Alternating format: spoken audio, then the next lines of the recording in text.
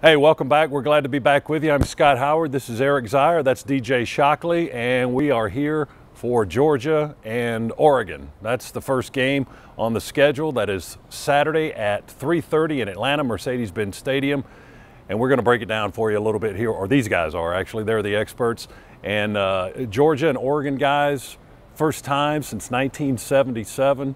You know, what's your excitement level as we get ready for the season opener? It's a great way to start the season. You know, I think when you look at programs that come into a season, and we've been in this position before, when you play teams that you really know that you should go out and beat, there's not the same buildup getting into the season. There's not the same intensity from everybody that's in the locker room getting ready for the season. So you come in and you play your ex-defensive coordinator, you play a quarterback more than likely that is going to be starting that you've got some familiarity with, and Oregon is one of the premier teams out west and a top-ranked team. So when you've got that kind of a matchup coming in and you're the defending national champions, I like that. I like the ring too. The ring is nice. The ring is nice. I was trying to talk a lot with my hands there. That's right. You know, but when you put all of those ingredients together, it makes listen, the excitement. I'm not sure if you can get much higher than coming off of winning a national championship, but just the build up into this season, all of that excitement, getting ready to go defend as national champions, and playing a team like Oregon to kick off the season, you just can't draw it up any better. Shock, is it a good measure for both of these teams to start this way? Yeah, no doubt. I love the fact you come into a game where you're playing a really, I want to say, value game. You know, sometimes you play these first games and, you know, people call them cupcake games or games that, you know, you got to get into it. It takes time. It's at noon or whatever it is. This is a game you come in, you got a top 15 matchup. You got a team that just won their championship over in the Pac-12. You got a very, very good coach over there, as we know very well. I mean, as he mentioned, a bunch of storylines in this ball game. Our wide receiver coach, Brian McClendon, was just there last year, so he knows his team. I mean, there's so many things that you can think about that goes into this ball game that you say that makes it intriguing. And the fact that it's in Mercedes-Benz Stadium. Dogs have been pretty good in that stadium over the years and played well, but the fact you're in this Chick-fil-A kickoff game, everybody's looking forward to it. Oregon's a quality opponent. You know you're going to get their best, and these guys have had something to look forward to all offseason, like you mentioned. It's hard when you go into a season, you know, that first game doesn't really excite you. I think it excites the fan base, it excites the players, the coaches get a little into it. So I'm excited for this ball game and glad that you start the year this way with a very good opponent. A lot of connections with this game. A lot of uncertainty, too. Let's talk a little bit about the offense for Georgia. What is uncertain that you see, Z, about this Georgia team? Well, I think this Georgia team has some uncertainty. On the offensive side of the ball, I don't think there is any uncertainty. You know, you compare us to last year. We know who our quarterback is going to be coming into this year, and it's going to be Stetson Bennett. That his story, everybody has heard it by now, is just remarkable. But you take a look across the board on this offense. We probably have the best tight end room in the entire country. It might be the best tight end room that I have ever seen at the collegiate level, just with matchup problems everywhere you look. We're losing a couple of running backs off of last year's team, but we're replacing them, guys, just because of the way we rotate running backs in that everybody is familiar with, that we have seen. And Kenny McIntosh, Kendall Milton, just to name two of them, they're going to be dynamic runners. An offensive line that has got a lot of returning talent. We are deep. You can go 2 deep, maybe get into 3 deep on that offensive line right now, and all of those guys could probably start at any other school in the country, maybe bar a couple of schools that are on the national elite level. But and then out at receiver, when you take a look at Kearis Jackson, A.D. Mitchell, Ladd McConkey, all coming back with game time experience and explosiveness. It's an offense that is going to be dynamic. It's an offense that creates mismatch problems, and it's an offense that we're going to have to lean on a little bit more this year because of so many departing superstars that went to the NFL on the defensive side of the ball, but they will be ready for the task. Shock, any uncertainties on offense in your mind? You know what, I'll think about one position, and it's the running back position. You talked about Kendall, you're talking about Kenny. Those are two guys who over the years have been spot guys. And think about when Zeus became the guy, we all wondered, okay, can he be the guy that carried the football, 20, 25 times a ball game? As we know over the years, it's always been by committee. But these guys now are going to be asked to carry the football a lot more. They're going to be asked to be the bell cows. How will they respond? We've seen them play well. We know they're quality backs. We know they can get it done. But can they be those guys that can do it down in and down out, can one of them replaced James Cook. I mean, we saw last year James was a matchup problem, especially out the backfield. Which one of those guys will be that? Now, McIntosh has always been a guy who caught the ball out the backfield. We saw the huge throw he had in the Orange Bowl for a touchdown. But I expect both of those guys to do big things. I don't know if there's an uncertainty about them, but obviously that's the one maybe thing that everybody's looking forward to seeing is, can those guys be the bell cows for this offense and tote the football for you 20, 25 times a game? And the one running back that's going to jump into this mix that we've seen a little bit of, but is Daijun Edwards. That's going to come out. He's impressed me every time he stepped on the field, and expect to see a lot more carries from him as well. He's almost not fair coming in late in the ball game, just bruising guys. I mean, he's always been the guy that ends the ball game for us, so hopefully he gets more carries too. I think one thing that is uncertain is what to expect from the other guy. I think Oregon knows more of what to expect from Georgia than vice versa. How do you address that from an offensive standpoint? Yeah, you know, anytime that you have a new head coach, you go back and take a look at, schematically at least, what that defensive core, that head coach, especially if they're on the defensive side of the ball, if it's an offensive head coach, the defensive coordinators that he brings in. You take a look at what they did at the schools that they just came from or the programs that they just came from. I think we've got an advantage here because Kirby Smart knows exactly what Coach Lanning wants to do. So does this defense, and so ultimately does our offense.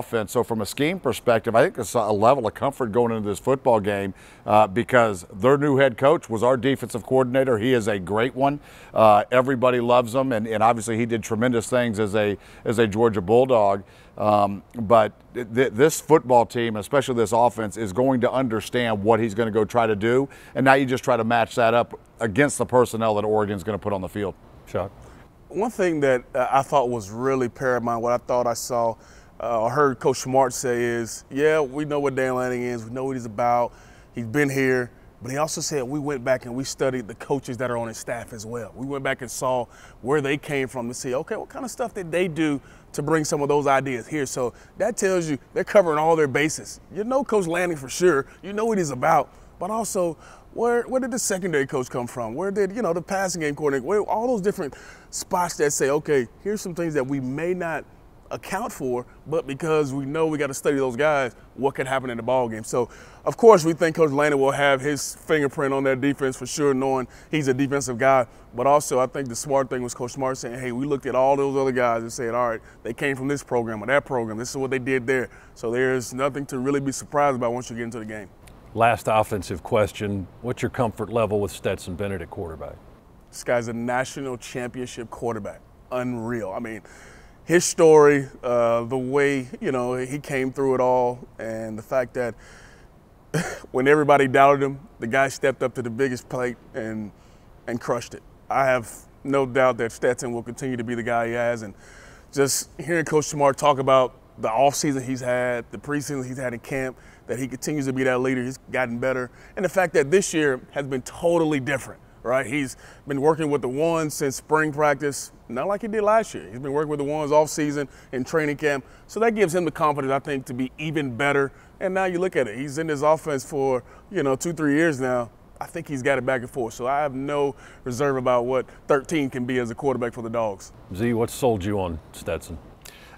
A lot has sold me on Stetson. Just the moxie in which he plays the game. He's got a gunslinger's mentality. He puts mistakes behind him. It's if there's any set of plays that I think just exemplifies who he is as a quarterback and as a leader.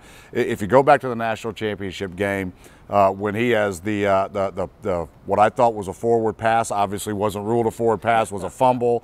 I lost my mind a little bit in the booth during the game when that took place, especially after the same thing happened to Alabama earlier in the game. But we'll leave that be for right now because we won the game. Ring, yeah. We got the ring, so it is. But after that play, right, and then all of the nightmares from just within Georgia's recent history against Alabama, where we had so many chances and came up a little bit short. Boy, you felt like that was going to happen then, but then the moxie and the grit that that young man showed to come back and really dominate a fourth quarter and lead this football team back and go accomplish, I know what everybody that has stepped foot into this program, that's had the privilege to go do that, that's what you go play for. And he had the opportunity and the moxie to go lead his team, to go bring home the trophy. Are you describing yourself? Moxie, gunslinger? It sounds like Eric Zier 2.0.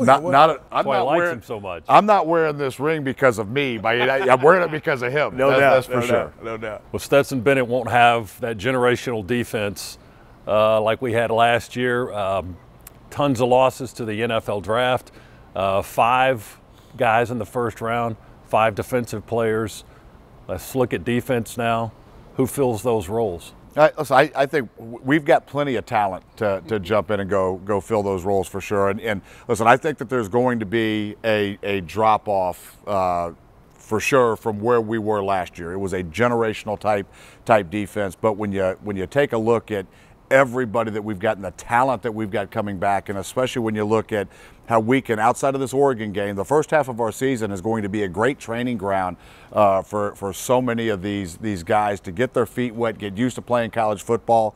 With all the pressure on their shoulders, I think they're going to be able to grow and develop, and then when we get into the teeth of the season, they're going to be ready to go. But obviously, I'm looking forward to seeing Nolan Smith come back. You've got Robert Bill on the outside. Looking forward to Jalen Carter coming back. Malachi Starks is making waves right now in the defensive secondary, and that's just to name a few that have got just so much talent right now to step in and fill a void. And I think when it's all said and done, this is going to be a top 5 defense in the country.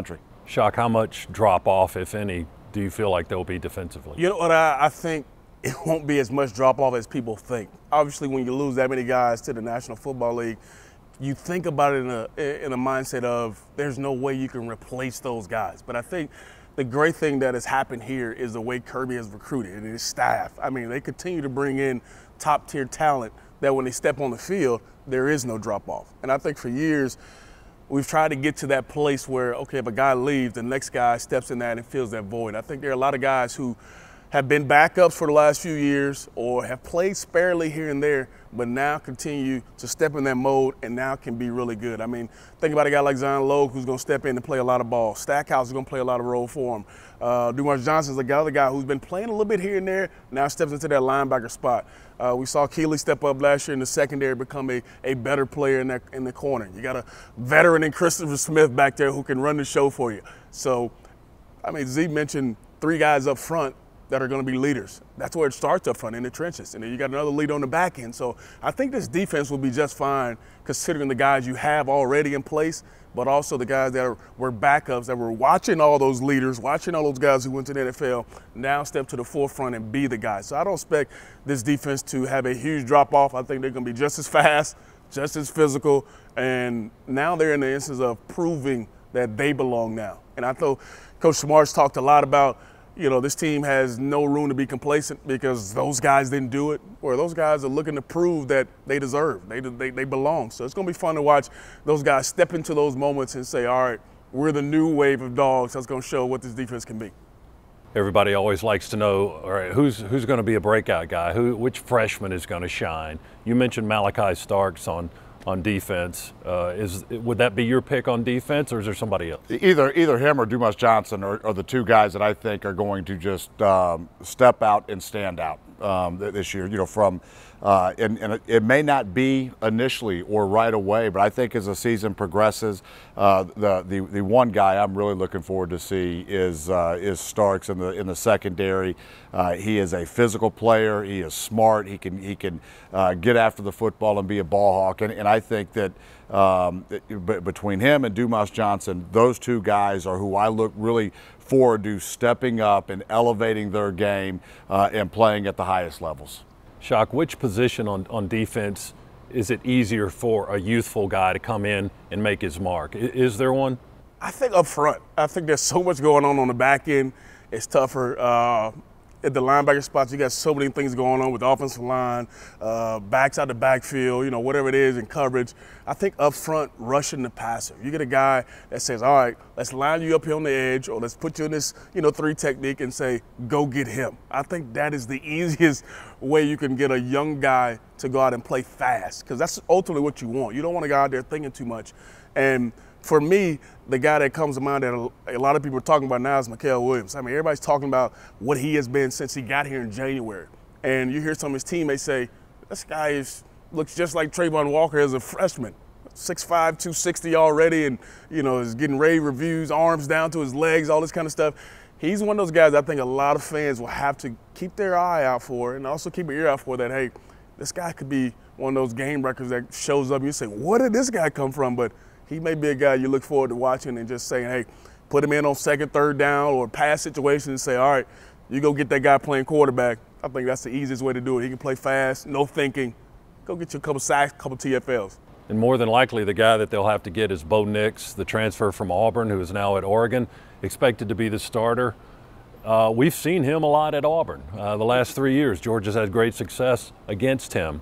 What are your thoughts, Georgia's defense against Bo Nix-led Oregon offense? I think we know what we're going to get, at least from him anyway. And the offense that Oregon puts out underneath them is going to be slightly different from what we saw at Auburn. But you know that you're going to have an extremely athletic quarterback that you have to contain. You've got to get him on the ground.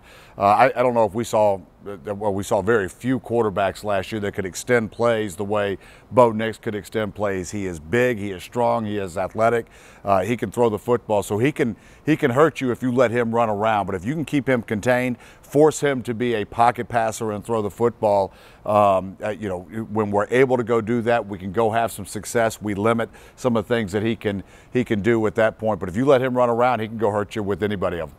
Shock, thoughts? Yeah, you can't allow him to have any confidence. He's a guy that builds off confidence. We've seen over the years where if things are going right for him, guess what? He goes out and he makes some plays. And it's ironic the situation that he's in. Obviously, his game as his first freshman game, he played against Oregon and beat Oregon. Now he's playing with Oregon, trying to play another SEC team.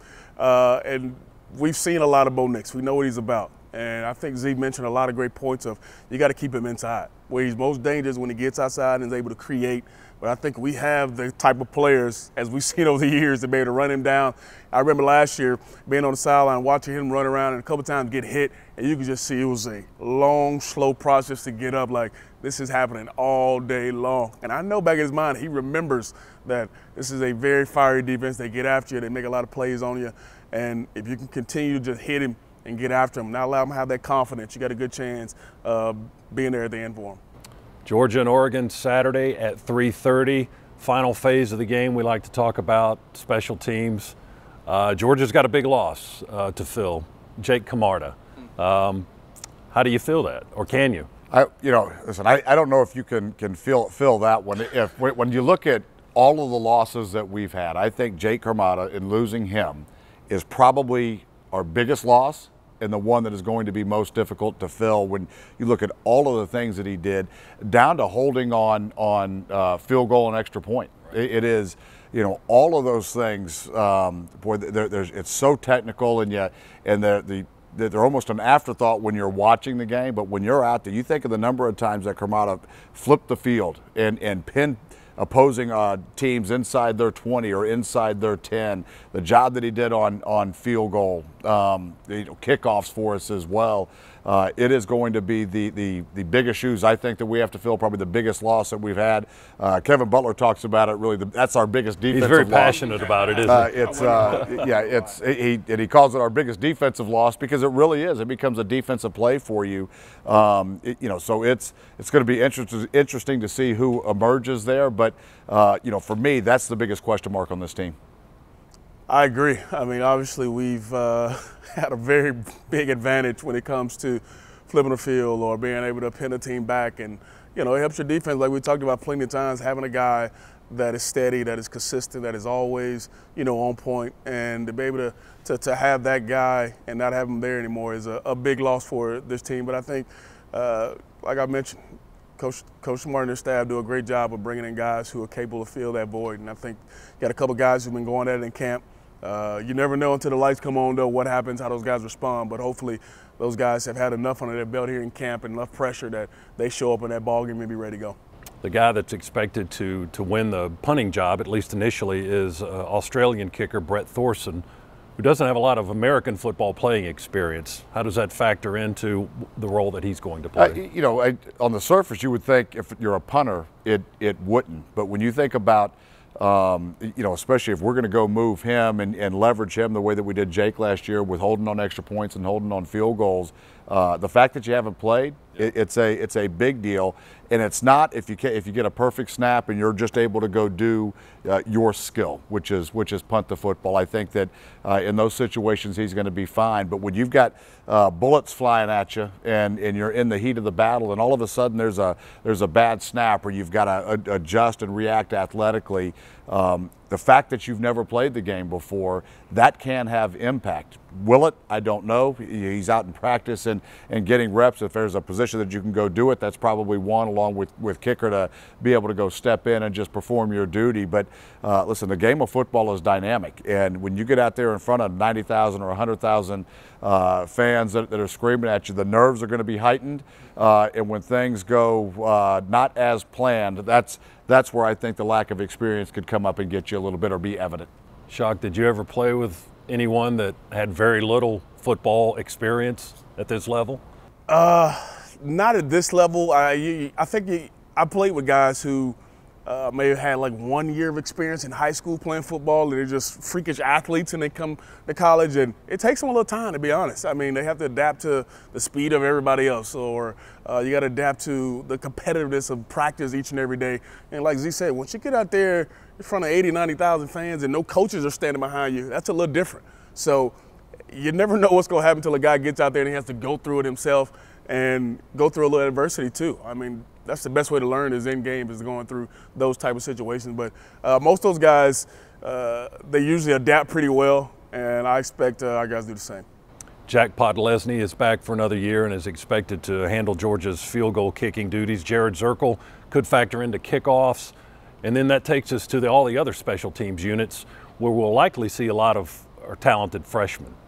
That's a place for them to break in and establish themselves, right? And it's a place that we've really Georgia's held an advantage over other teams, especially in the Kirby Smart era. And it's because he has recruited so well. I mean, Shock just mentioned it. He recruits so well in all phases of the game. But when you've got 4- and 5-star athletes that you're able to go plug in on how they gain experiences on special teams, you are putting talent out there on the field that other teams just can't match up to. So it is, outside of the question marks that we've actually got in the kicking game, you look at how we round out the rest of these specialty teams, and you feel very good about that just because you know that we'll have superior athletes on the field.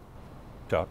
I agree, man. It's gonna be fun to watch this team go get it. It's gonna be fun to watch, this particular matchup, and it's gonna be interesting to see how we respond, because it's a big time matchup, big time game. But I feel as though this is a team that's made for it, and Coach Smart has done a good job over the years of making sure whoever steps in or whoever's ready to go, they're ready to play. So it's gonna be interesting to see.